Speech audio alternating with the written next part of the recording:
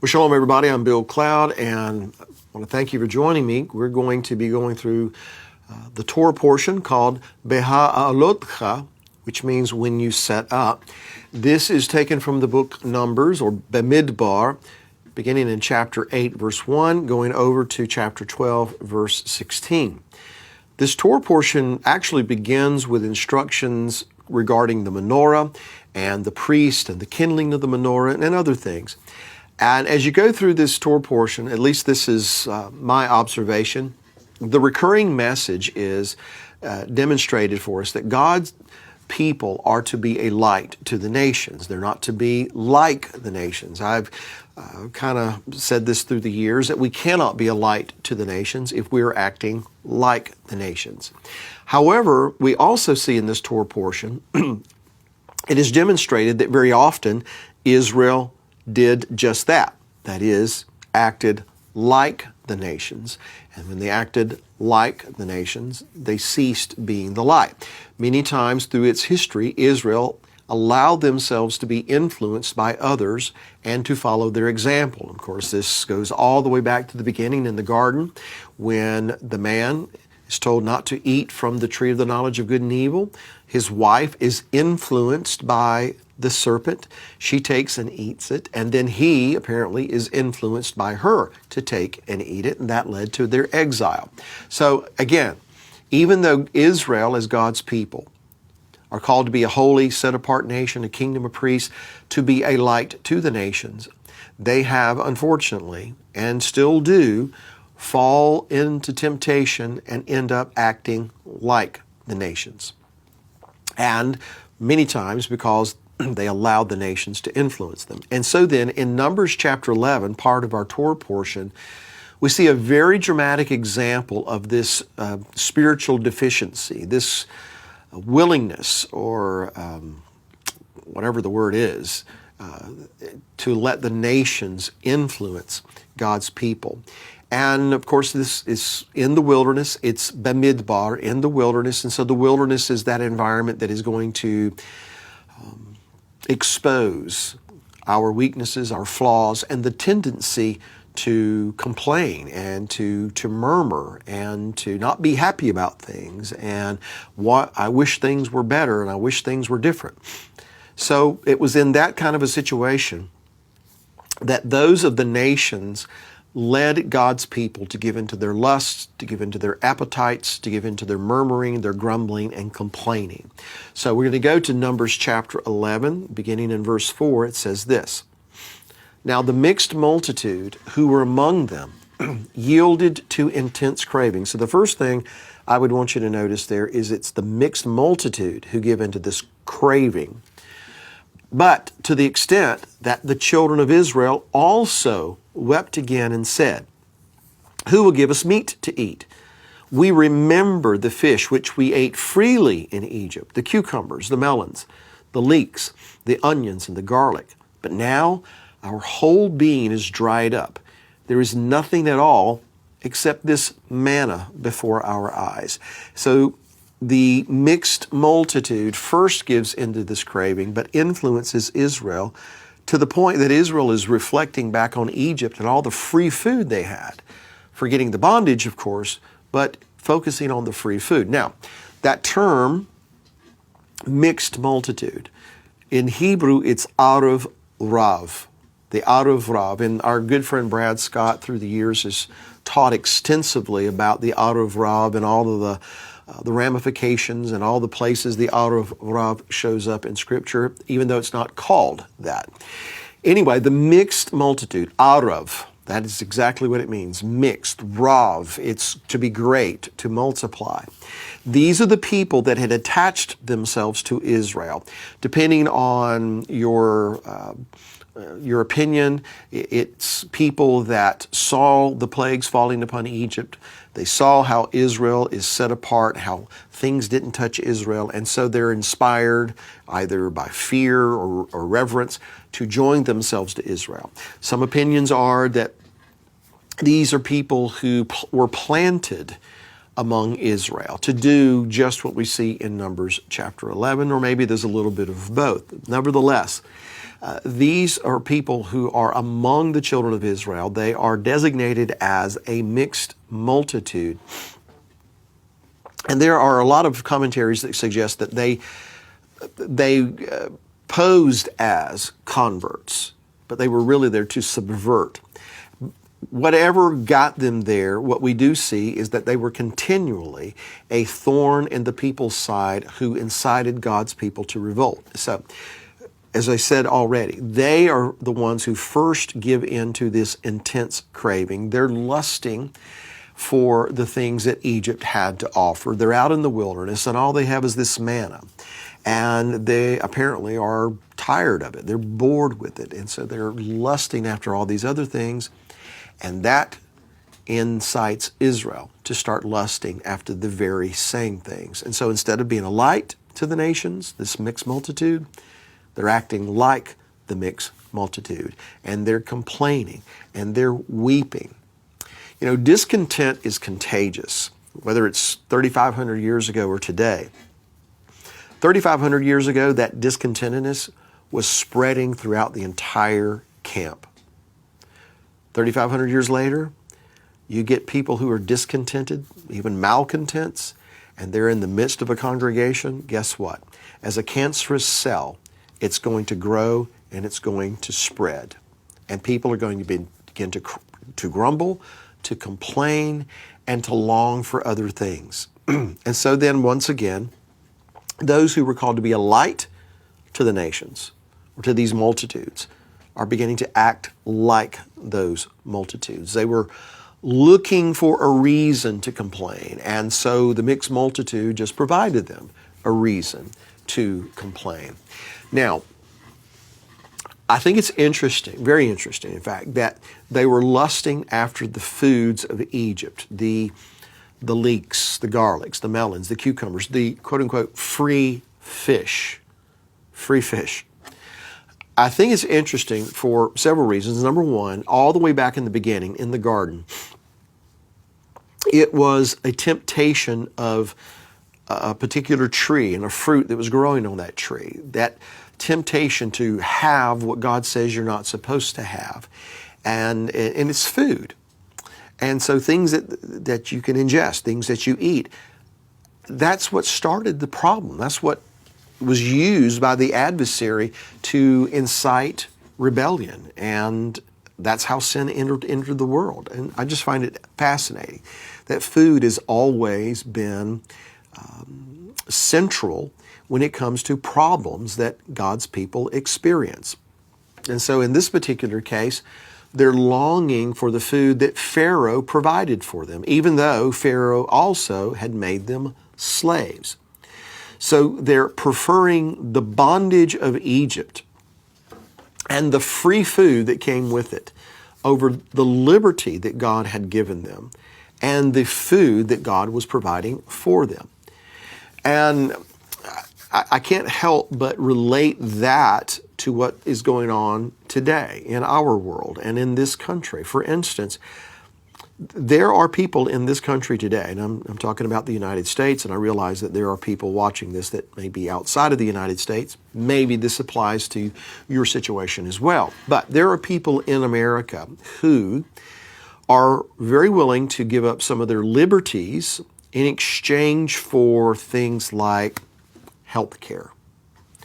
Or, we could list several things that are in the news these days, things that the government wants to give or things that people think the government should give. But there's always a catch.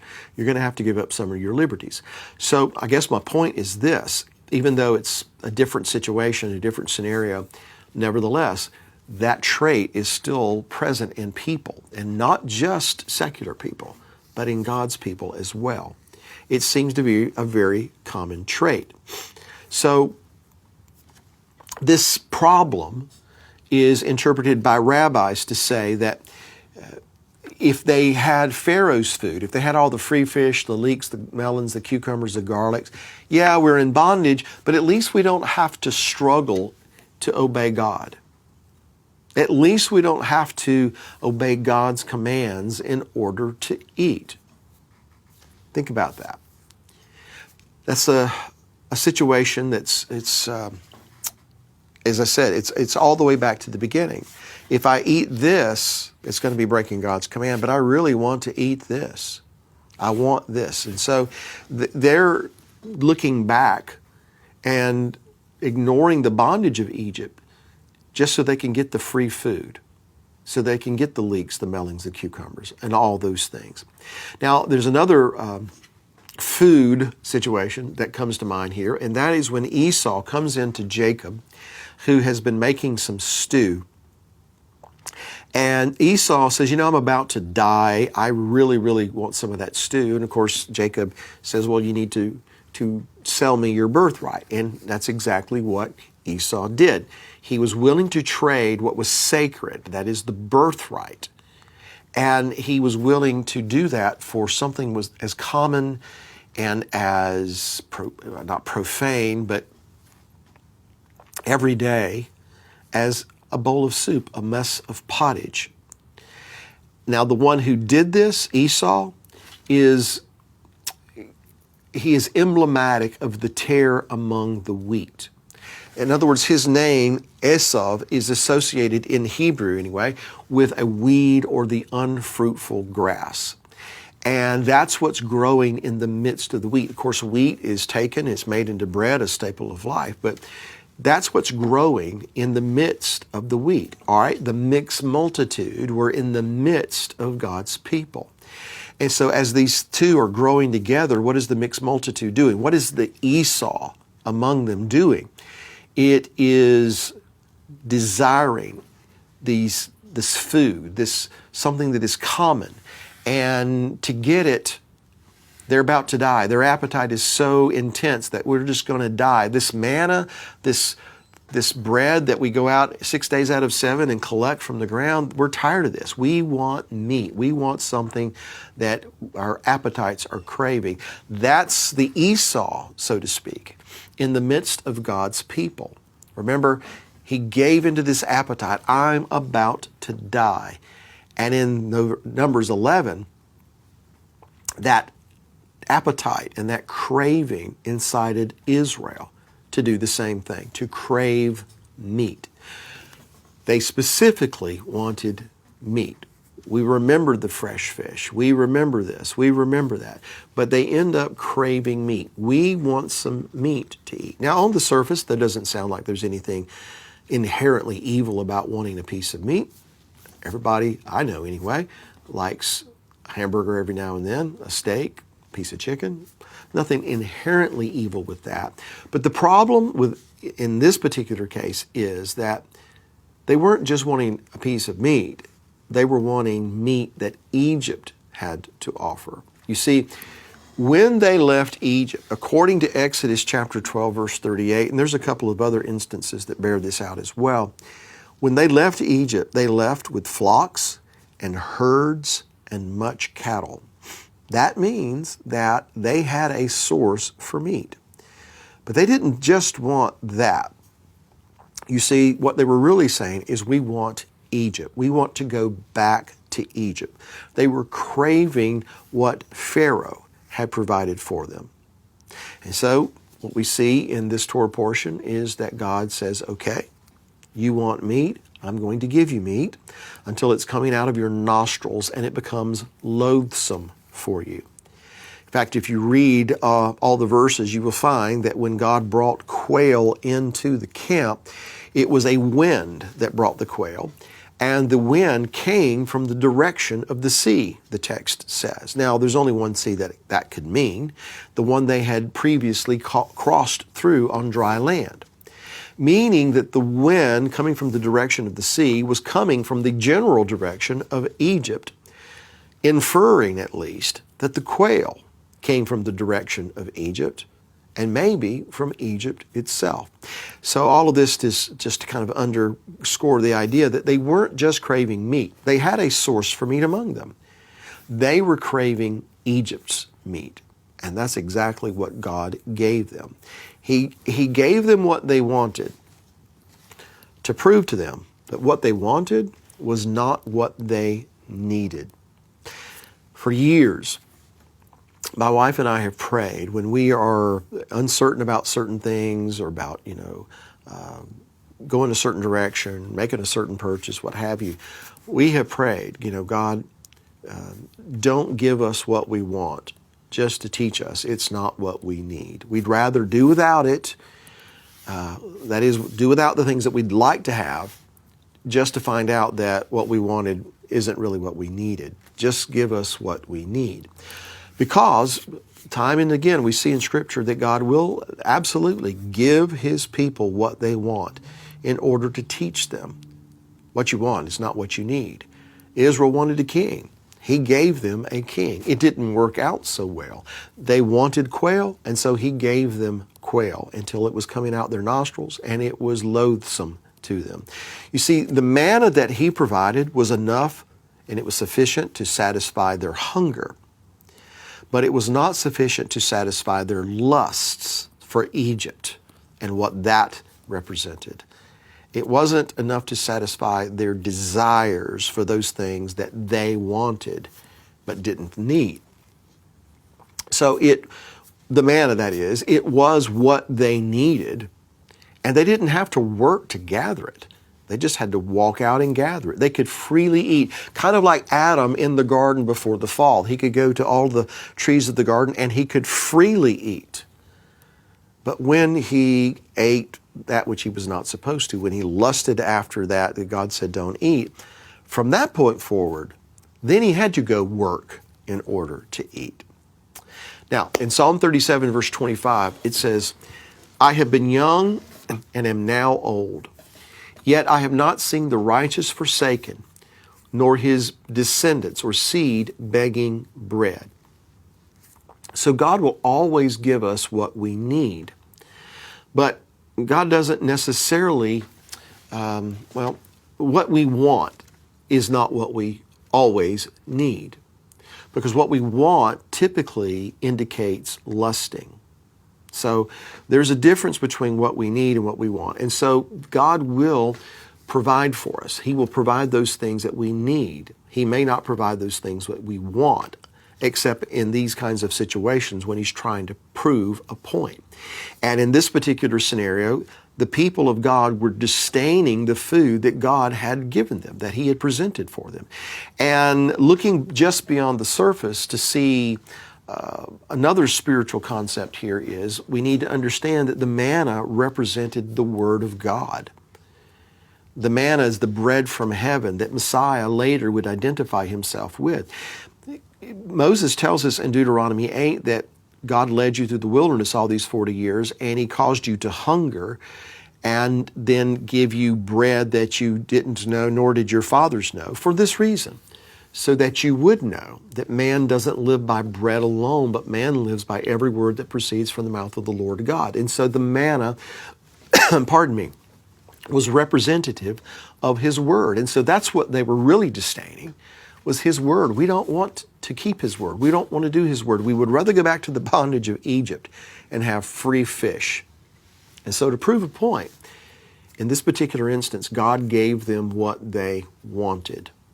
But once again, to teach them, it was not what they needed. Now compare that response to Daniel's response when he's offered the food of Babylon. In Daniel chapter 1, verse 8, Daniel purposed in his heart that he would not defile himself with the portion of the king's delicacies, nor with the wine which he drank. Therefore he requested of the chief of the eunuchs that he might not defile himself. And of course, you've read this story, and you know that in the end, he and Hananiah, Mishael, and Azariah, better known as Shadrach, Meshach, and Abednego, in choosing not to defile themselves with this meat, this king's delicacies, these things that presumably had been offered unto idols, they didn't eat that. They ate a clean diet, and at the end of the term, they were healthier than everybody else who had eaten the king's food. So it's just to kind of give us two scenarios to draw the example from them and see how they contrast with one another. One is four men who dedicated themselves to do what God said to do, and in the end, they benefit from that. With the other who wants to do what they want to do. And they give in to this intense craving that was initiated by this mixed multitude, the tares among the wheat. Perhaps one of the reasons that God went ahead and gave them what they wanted to prove it was not what they needed is because his original intention had been to purge all of Egypt, everything that pertained to Egypt, including the fish, the melons, the cucumbers, the garlic. Everything that pertained to Egypt, he wanted to purge from them.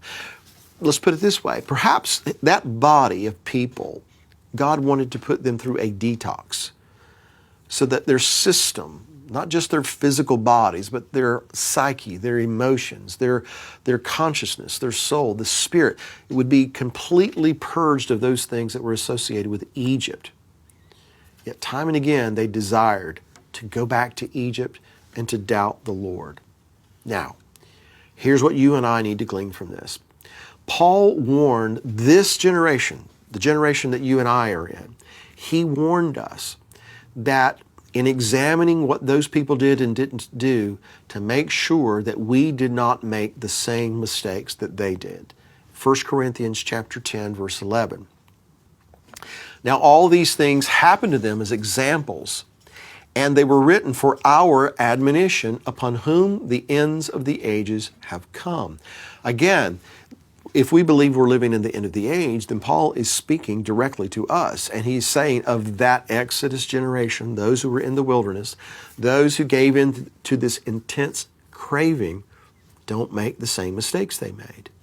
Don't do it, which would suggest that we will be given the opportunity to make the same mistakes they made, or hopefully to learn from them and not repeat them.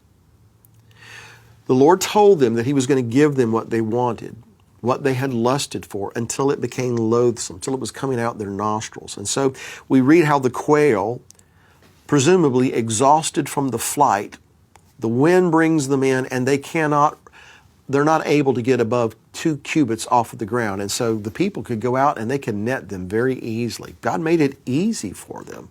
But what was he doing? He was exposing their lusts. And ironically, the people who are going out to entangle the quail in their nets, those very people became entangled in their own lusts. They said it would have been better for us if we had just stayed in Egypt. And so God gave them what Egypt had to offer. And that result, anyway, is death. He showed them, this is what Egypt's about. If you go back to Egypt, this is what awaits you, death. And so while the meat was still in their teeth, it says, a plague struck and many died. And the place where they died in English, it's called the graves of lust. And we understand that the instigators of this died instantly. Everyone else, they ate that for a month. Now, the psalmist kind of sums all this up for us in Psalm 78, beginning in verse 26, says this: He caused an east wind to blow in the heavens, and by his power he brought in the south wind. He also rained meat on them like the dust, feathered fowl like the sand of the seas, and he let them fall in the midst of their camp, all around their dwellings. And so they ate and were well filled, for he gave them their own desire. They were not deprived of their craving, but while their food was still in their mouths, the wrath of God came against them and slew the stoutest of them and struck down the choice men of Israel. In spite of this, they still sinned and did not believe in his wondrous works. So the thing we need to glean from this is that these people died even as their lusts were being satisfied. In a sense, in a time of satisfaction, dare we say, prosperity, that's when judgment came. Not necessarily, even though there may be some cases where this would be different, but in this particular case, judgment didn't come, death didn't come when they were in the midst of their despair.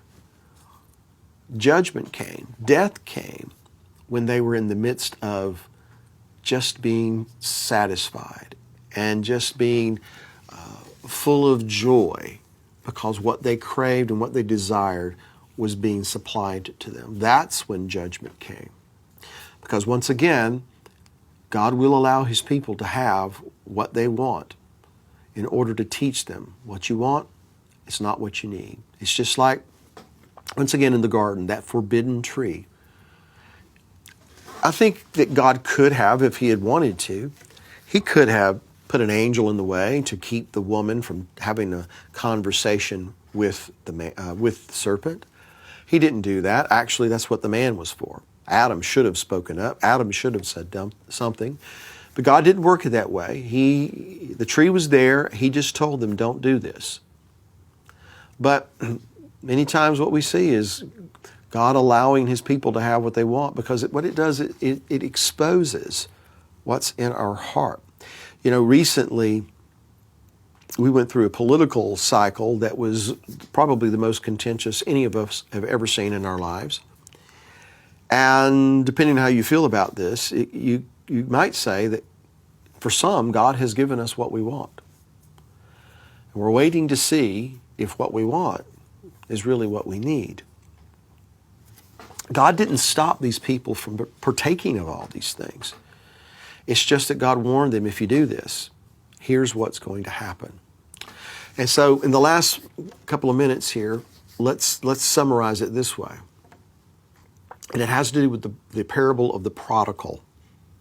Man has two sons, and the one, the younger, the more immature, comes to his father and says, I want my inheritance. Give me what I have coming to me. And so the father gave him what he had coming to him. He gave the son what he wanted.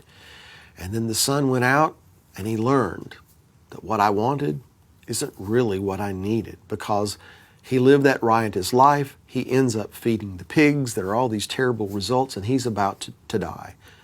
Fortunately, he came to his senses and he realized it's not what I want that is the most important thing here. It's what I need. And my Father provides everything that I need. And so I'm going to return to Him. I'm going to tell Him, I'm not worthy to be your son. Just make me one of your servants, because your servants are eating better than I am. But his father says, no, you're my son. You see, the Father has everything we need. The Father knows what's in our best interests. I guess it really boils down to, do we trust our instincts and our desires, or do we trust He is going to give us what is the best for us? And with that, we come to the end of this Torah portion. Thanks for joining me. Shalom.